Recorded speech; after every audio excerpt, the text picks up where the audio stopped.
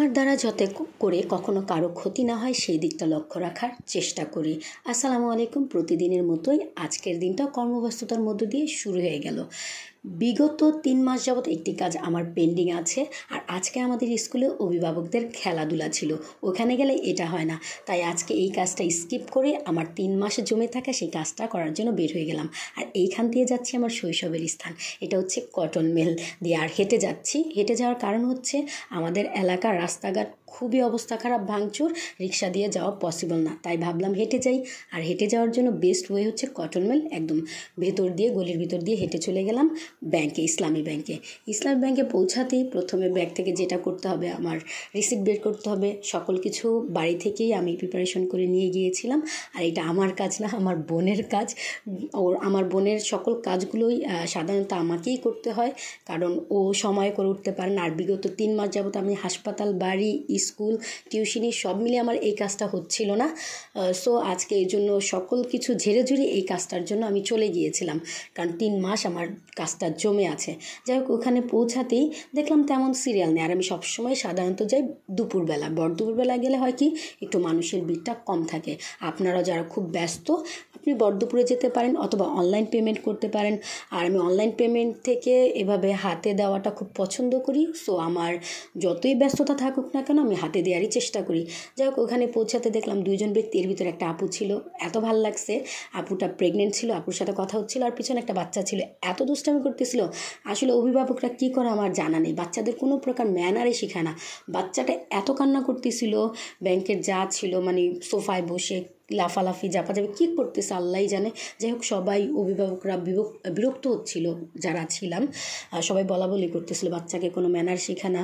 যে আমার পাশে আপিটা দাঁড়িয়ে, আপিটা প্রেগনেন্ট। তো আমি বললাম, আপনি দিয়ে যান, দেন আমি পরবর্তীতে দিব। আপু বললেন, না তুমি দিয়ে চলে যাও, আমি প্রায় 5 লক্ষ টাকার মতো নেব, আমার সময় লাগবে। আপুটা খুবই আন্তরিক ছিল, ভালো ছিল। যাই হোক, আলহামদুলিল্লাহ ওইখানে কাজ শেষ করে বের হয়ে গেলাম। বের হতেই দেখি রিক্সা, তাই আমি খুব দ্রুত লাফিয়ে নেমে গেলাম। রিক্সাওয়ালার সাথে যেটা হয়, ওরা তো সব সময় মানে একটু বাড়তি দামি চাই। আমি না বলতেছি, পরে বলতেছি চলেন আপা চলেন, যাবি তো, তাহলেই নাটক করার কি দরকার।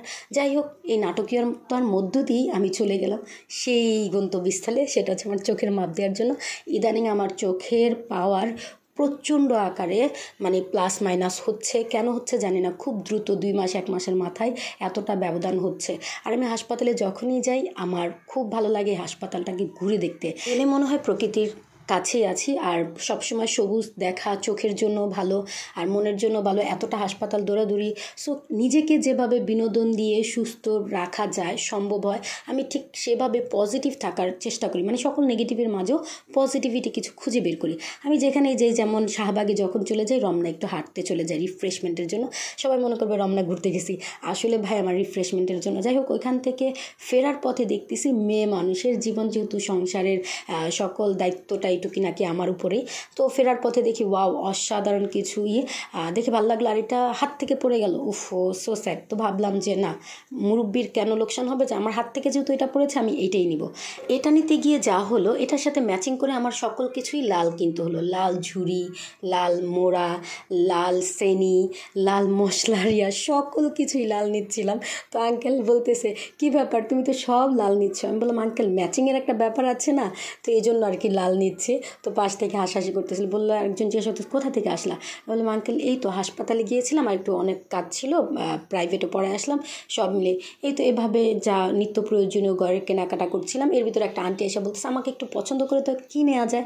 তো আমি বললাম, আন্টি আমি তো এই জিনিসগুলো নিয়েছি, আপনি এটা নিতে পারেন। আর আমার পছন্দটা আন্টির কাছে এত ভালো লাগছে, মানে এখান থেকে যেগুলো ইউনিক ছিল, আমার মনে হয় এখানে আহামরি কিছু না, কিন্তু আন্টির ভালো লাগছে। আন্টি সেম আমার জিনিসগুলোকে পার্সেল করে মানে প্যাকেট করে নিয়ে গেল। যাই হোক, আলহামদুলিল্লাহ বোঝা গেল আমার পছন্দ আছে। এর মাঝে খুব তাড়াহুড়া করে ঘরে আসতেছিলাম, আর এদিক দিয়ে পুচকি যাওয়ার সময় বলেছিল, আমি আমার জন্য চকলেট আনবে কিন্তু। আর আমি না আনতেই ভুলে গিয়েছিলাম, খেয়াল ছিল না, কারণ হাত ভর্তি জিনিস ছিল, খেয়াল ছিল না। ঘরে ঢুকতে আমাকে বলতেছে, আম্মি চকলেট কোথায়? আমি বললাম, আল্লাহ আম্মি আমার তো খেয়াল নেই। আর বলে, থাক আম্মি মজা করেছি। কি কতটা লক্ষ্মী, তাই না? আর এরকম জাতীয় বৃক্ষ কিন্তু আমাদের পুরান ঢাকায় দেখা সম্ভব। যাই হোক বন্ধুরা, আজকের মতো ব্লগ ভিডিও এখানেই শেষ করছি। আল্লাহ হাফিজ।